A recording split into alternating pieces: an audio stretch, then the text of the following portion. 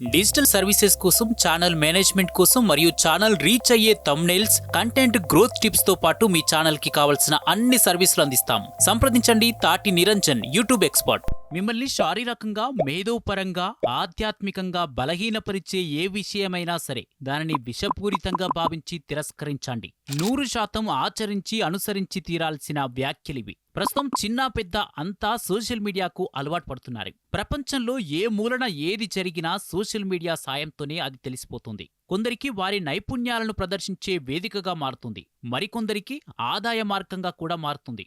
ఇంకొందరికి time pass కోసం social media బాగా ఉపయోగపడుతుంది. చాలా మంది వారి వ్యక్తిగత విషయాలను బాగా షేర్ చేసుకుంటున్నారు. ఈ క్రమంలోనే Instagram, Facebook, Twitter, WhatsApp chatting అంటూ వాటికి అడాక్ట్ అవుతున్నారు. ముఖ్యంగా ఇన్స్టాగ్రామ్. ఈ ప్లాట్ఫామ్ లో ఉండే రీల్స్, స్టోరీస్ యువతను బాగా ఆకర్షిస్తున్నాయి.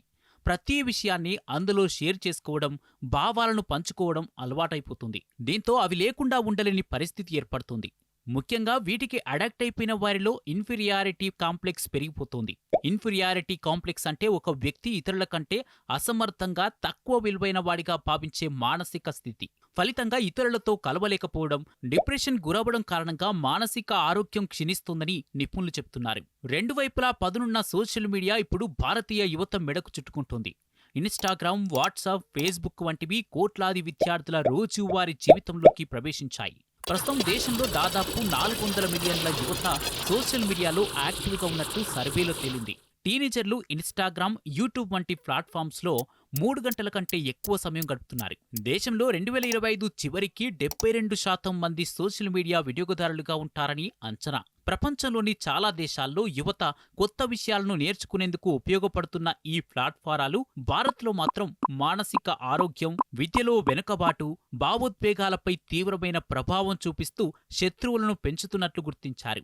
ఏదైనా టైంపాస్ కానప్పుడు సోషల్ మీడియాకి వెళ్తే అసలు టైమే తెలియదు. సోషల్ మీడియా ప్రజెంట్ అందరినీ అలా అట్రాక్ట్ చేస్తుంది. మద్యం, సిగరెట్లు ఎలా వ్యసనంగా మారుతున్నాయో సోషల్ మీడియా కూడా అంతే వ్యసనంగా మారుతుందని హెచ్చరిస్తున్నారు. ప్రజలు వర్చువల్ ప్రపంచంలో జీవించడం ప్రారంభించారని, దీనివల్ల మానసిక ఆరోగ్యం క్షీణిస్తుందని చెప్తున్నారు. ఇతరుల్లా ఉండాలనే కోరిక మానసిక ప్రశాంతతను నాశనం చేస్తుందంటున్నారు. అటువంటి పరిస్థితుల్లో పెరుగుతున్న సోషల్ మీడియా వ్యసనం నుంచి మిమ్మల్ని మీరు రక్షించుకోవడం చాలా ముఖ్యమని సూచిస్తున్నారు.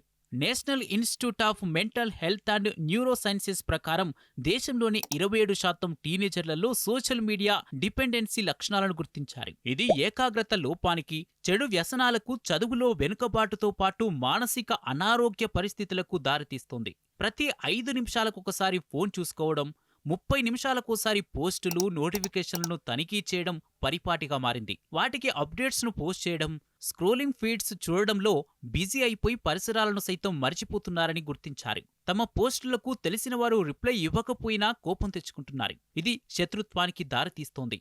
అతిగా స్క్రీన్కు అతుక్కుపోవడంతో నిద్రలేమిని ఎదుర్కొంటున్నారు. దేశంలోని 40% కంటే ఎక్కువ మంది విద్యార్థులు సోషల్ మీడియాను లేట్ నైట్ వరకు ఉపయోగించడంతో తమకు మంచి నిద్ర, సరైన విశ్రాంతి లభించడం లేదని చెప్పారు. Indian council of social science research survey ప్రకారం భారతీయ యువకుల్లో 65% మంది స్నేహితులకు వ్యతిరేకంగా మారినట్టు అంగీకరించారు. ఫోన్ చూడవద్దన్నందుకు 10 ఏళ్లలోపు పిల్లలు తల్లిదండ్రులను శత్రువులుగా భావిస్తున్నారని గుర్తించారు. పిల్లల స్క్రీన్ టైంపై కఠినమైన పరిమితులు ఉంటే సోషల్ మీడియాపై ఆధారపడటం 30% తగ్గించవచ్చని అంచనా వేస్తున్నారు. పరిస్థితి ఇలాగే కొనసాగితే నేర్చుకునే సామర్థ్యం, శ్రమించే బలం ఉన్న భారతీయ యువత నిర్వీర్యమయ్యే ప్రమాదం ఉందని విద్యావేత్తలు ఆందోళన వ్యక్తం చేస్తున్నారు. ఈ అంశంపై విద్యార్థులు, తల్లిదండ్రులు, విద్యావేత్తల మధ్య బహిరంగ చర్చలు జరగాలని చెప్తున్నారు. మహారాష్ట్రలో పైలట్ ప్రాజెక్టుగా ఈ విధానం అమలు చేయడం ద్వారా సోషల్ మీడియా సపోర్ట్ గ్రూపుల్లో యాక్టివ్గా ఉన్న విద్యార్థుల్లో 25% మంది ఆ వ్యసనం నుంచి బయటపడినట్లు గుర్తించారు.